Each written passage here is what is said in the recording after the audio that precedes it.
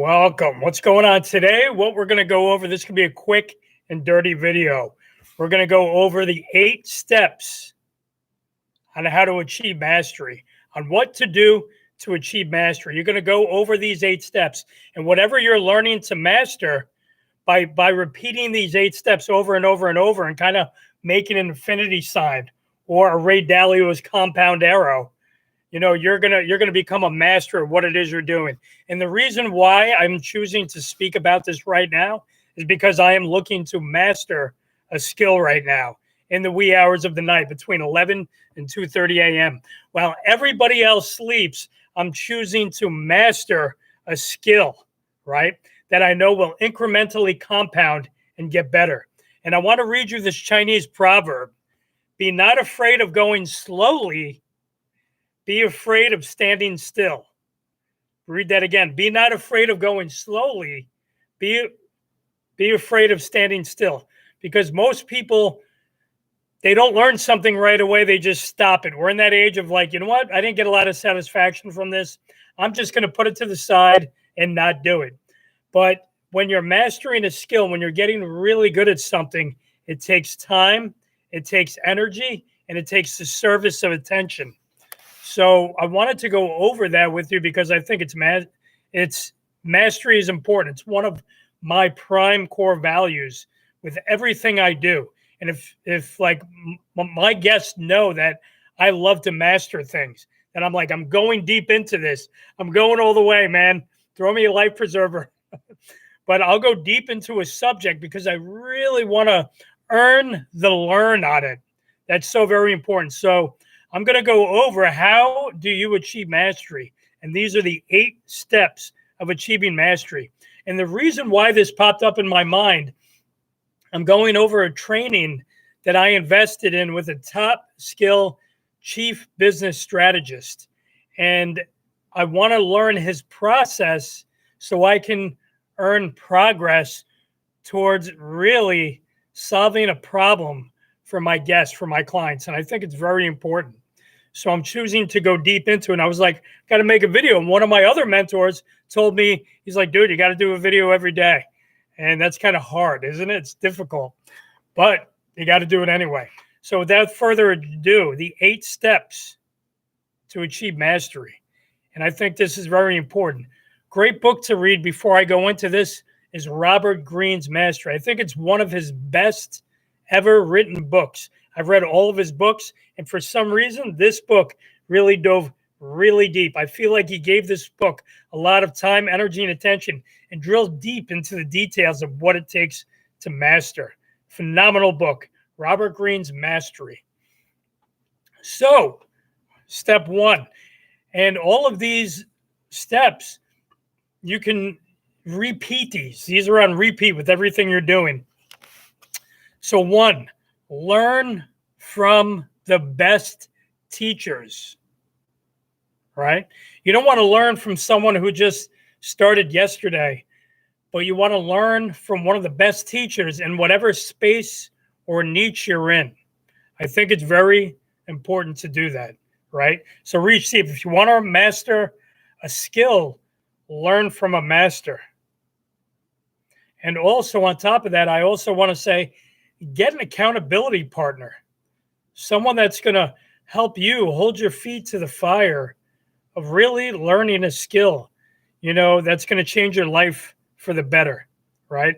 If there's one skill that's preventing you from moving forward in your business and in your life, what is it for you? And what could you dive into right now and immerse yourself in that can help you pay dividends in whatever it is, you're moving forward with? 2, practice. Do the thing every single day. Do the thing every single day, or plan it for 3 or 4 days a week where you're going to go deep into it. You're not going to go surface level. You're going to go deep into the skill, whatever that is for you. Like for me presently, I have to make note cards because there's a step-by-step process. I have to later then drill into the details of each of the steps so I learn them intimately. So I'm not fudging about, and I know exactly what I'm talking about. and I can weave in and weave out if I need to.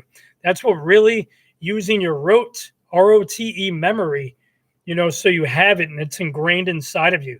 So practice. Step 2, practice. Do the thing every day, or at least I would say do the thing every day until you master it. But you can only do it, say, on Sundays. Do it on Sunday for 4 hours, 2 to 4 hours, right? 2.5 hours. Or I got a friend who puts his kids to bed, and from 9:30 till 1:30 every night, he learns to master a skill. I think that's important. Number 3, and I love this, condition your craft. Condition it. Get it into fighting shape, right? What can you do to condition? And look up that word too, man. The meaning of words are very important, right? Condition your craft. That means put it to the test. Put it into the experiential learning space. Put it up against reality, rubbing and being able to condition it and get it better. And you do it by speaking. Maybe it's a skill. Maybe i.e. you want to do public speaking. You have to speak every day. I learned from a speaking coach. I forgot her name. I met her in Philadelphia when I was at an event, and she said every day go on Zoom and do a 15-minute speak where you're just speaking about 1 to 3 topics, and then put that up and speak about it. So you're learning to speak, and you're gaining a skill, and you're listening to yourself, and you're hearing what you sound like. Very important. So condition your craft. Number 3. Number 4, listen for feedback from others, and also get critical feedback from yourself.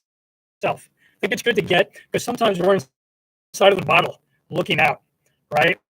We're not really know what we're doing. If someone else gives us feedback on something, if like one person says the same thing, and then the second one doesn't, the third one doesn't, the fourth one doesn't, but they all say different things. Eventually that feedback is gonna, people are gonna be like, oh, that's a thing, that's a thing, that's a thing. And you're gonna take all that feedback and you're like, what, I noticed 4 other people said that. And so, okay, great, I'll take that. And it's critical to you getting better. You're measuring and analyzing, right, to get better and improve yourself incrementally. I did this taking martial arts where I had to get better, and it was a lot of my own practice myself, but also was thinking about it, seeing it, and visualizing what I'm doing. Very important. Condition your craft. Put it to work, right? If you're going to train for a 50-mile marathon, which I am not, so we're not going there, guys. But if you were, what would you have to do each day, every day, to work toward that goal? When's the deadline on that calendar? And then what do you have to do moving to? Condition your craft. I love it. Number 4. That was 3. This is number 4. Wait, actually, I messed that up, but that was number 4, is listen to feedback from others and your self-critical self. See, imperfect action prevails. But I wanted to add 2 questions to this when you're listening for feedback from others, and also when you're giving yourself critical feedback, right? So condition your craft was number 3, listening for feedback from others and yourself. Critical, positive critical, so you get better. And there's 2 questions that I always ask. What did I do right? What did I do right? Very important. What did I do right? Right? Kind of like, awesome. Give myself some self-accolades here, right? It's important to know, even to yourself, to sandwich like a good comment. They call it the Oreo cookie comment, like a good comment, and then what you did wrong, and then you know what? And then where can I improve, and what did I do right again? But that first question, what did I do right? Awesome. Great. What could I have done better? What could I have done better? What can I improve on? It's question 2, right? Write these down, man. These are very important things when you're learning mastery, when you're learning to get exceptional at a skill. Number 5, analyze your performance, right? Analyze means to split, right? And I always say the angel's in the details. I used to say the other guy's in the details. I like to say the angel is in the details. And the other guy's usually in the details because it's something that we're overlooking, right? And it's stumping us from moving forward. But when you look at it like the angel's in the details, and you're analyzing your performance, the bad guy in it. Okay, how can I get better? What can I do to make that frictionless, right? Because most things have friction, but how can I make it frictionless so it seems seamless, right? I was trying to invent a word, but I'm not going to say it. I don't know what the word was, and it left already. But number 5 is analyze your performance, right? How are you performing? What was your effectiveness and what was your output, right? Very important. Number 6 is adapting, tweaking, course correcting. Very important. You're always going to adapt, tweak, and course correct the thing that you're really trying to get really good at, right? And you're constantly, there's going to be time when you just when it's complete. And if you haven't seen my video, perfectionist and a writer should do it till it's right.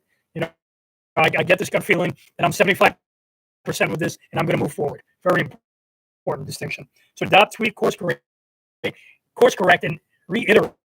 Iterate. What can you reiterate it to make it just a little better? What are some things? And there's going to be a point when you just stop and you keep doing it, and that's the complete form of it, right? Because you could drive yourself insane doing this. Number 7, also play, right? When you're mastering a skill, it's no fun if you can't play with the skill that you're getting really good at. You can't have fun. You can't weave in and weave out of it. You got to play.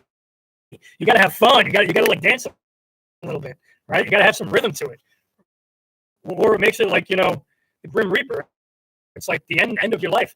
But think about that. How can you play? Play well, right? Sometimes you got to play ugly well, but how can you play well? How can you perform well? How can you have fun with this too, right? Because the point is, you get so good at something, eventually you're going to have fun with it.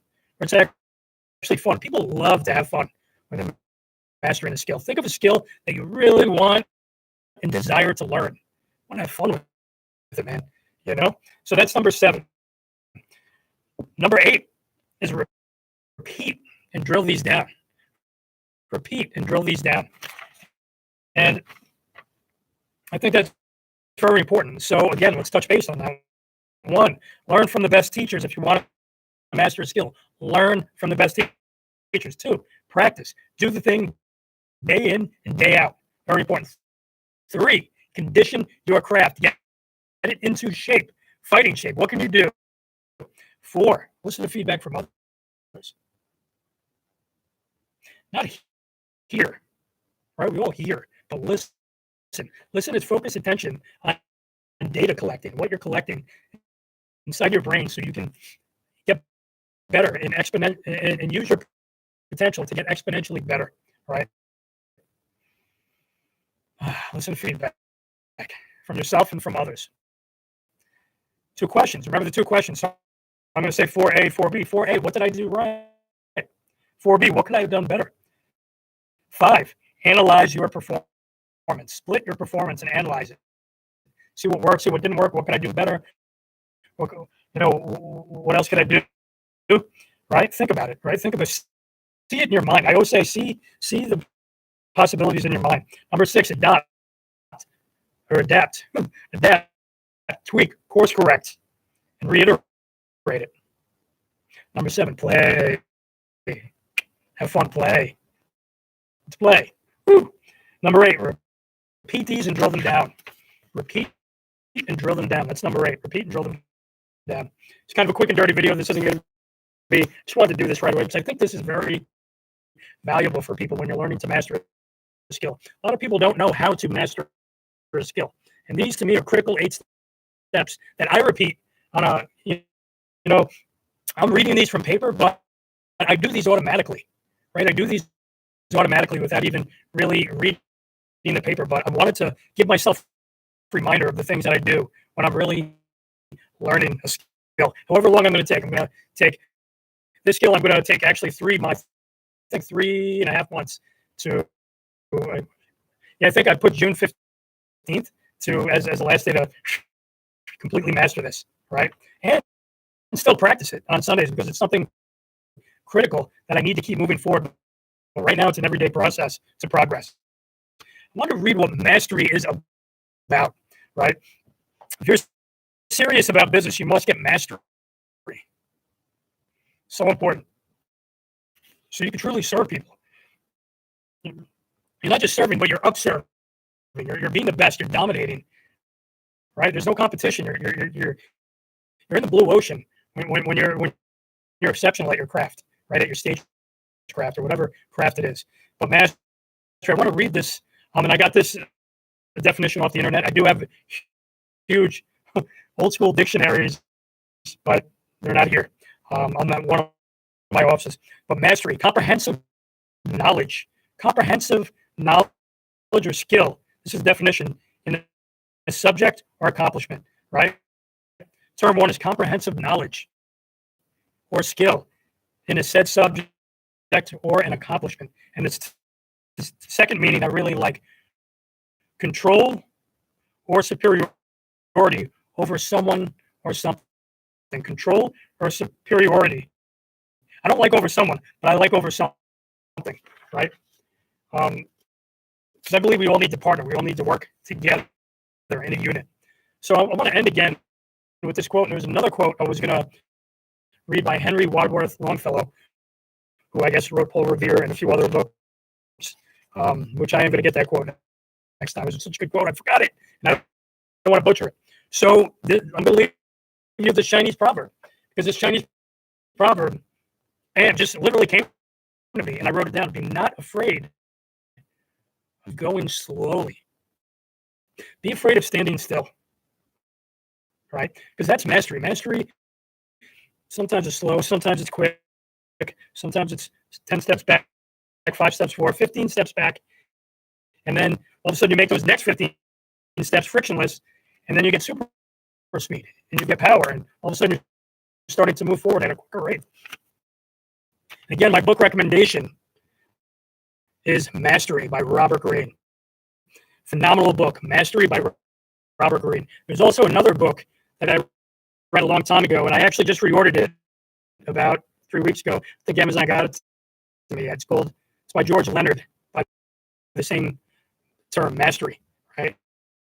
So I'm huge into mastery. I'm huge into drilling down and getting good at something, right? Because you kind of get that God force over it. When you're good at something, you get this, as human beings, we live in a perverse universe, right? We don't realize this because we just live day to day. But the world expects us to, we're kind of born in this world like a blank slate. And then we learn by watching, right? Our mirror neurons. And then we learn by doing. Then we learn by getting experiences. And we learn by applying that skill. And then, wait, that skill didn't work so well. And then we have to keep doing it. But we get mastery by learning. And life rewards us by taking the negative and turning it into a positive. By taking the negative, turning it into a positive. By taking the negative, learning from it, getting feedback, and getting better, right? And that's why I say we're in a perverse universe, because we don't just get things. We have to earn them. And some of us are bumping up against that ceiling without doing this critical core value that I call mastery. And that is a lifelong journey. Mastery to me is not, what is it? I'm dyslexic, so I need a sec to breathe. It's not a distant shore. Mastery is not a distant shore, right? It's not like I'm going over there and I have to get over there, and I'm going to get there eventually. But for me, like, it's looking up to the sky. It's looking up and seeing it as a guiding star, as something that's beautiful, that's shooting rays of light to me, of information, and it's constantly making me better, right? So I can eventually hand the torch to someone behind me, and make it easier for them, right? That's our life as teachers, as professors, as consultants, as coaches. I call myself a guide, right? A guide from the side, or whatever profession you're in. It's a distant star, and that star, leads us to where we need to go, and it gives us light, and it gives us information in that light. It illuminates the path in front of us. Doesn't mean the path's, going to be laid out and easy for us. There's going to be terrain that we have to learn. So we can not just look at a map, but we actually have to walk that path, right? We have to walk We have to trip. Wait, there's holes there. There's this. There's kadoop. All of a sudden, then we get up and then we figure it out, man. And in time, you're basically, I don't want to make this up, but you're floating. All those obstacles aren't, in your way. They are the way. And that star is always giving you guidance. That star is always giving you sight. That star is always giving you, the information that you need because you trust in your deep self. You trust that you're getting better. And right when you learn something, you apply. So I hope those 8 steps were very helpful. I have to get back to work. I literally show you. I have, it's crazy. 35 pages of this skill that I'm learning. So I can lead people better. Lead them to their own promised land. Okay, guys, ladies, take care, man. Be exceptional.